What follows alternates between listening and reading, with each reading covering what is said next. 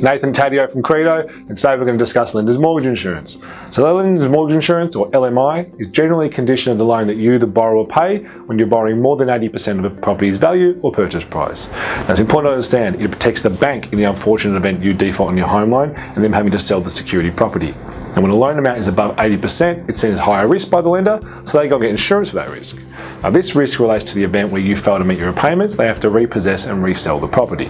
LMI does not provide you with any cover, it's only for the bank. Okay? The type of insurance that gets confused with is like a mortgage protection insurance policy, which does exist and can protect you as a borrower and cover your mortgage repayments in the event of any unforeseen circumstances.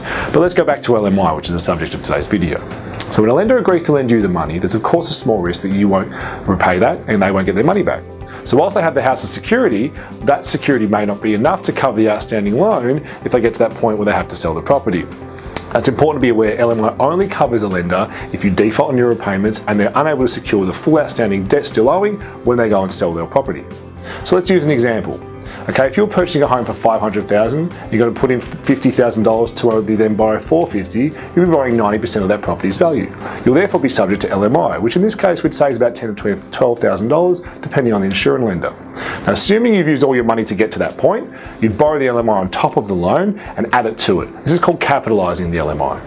Now, if you default on this loan a few months later and the bank has to go and sell your property, they need to sell it for enough to recover that loan, the insurance premium on top, and all their costs. If they don't, the LMI will be triggered like an insurance premium and be paid by you for them to get their money back.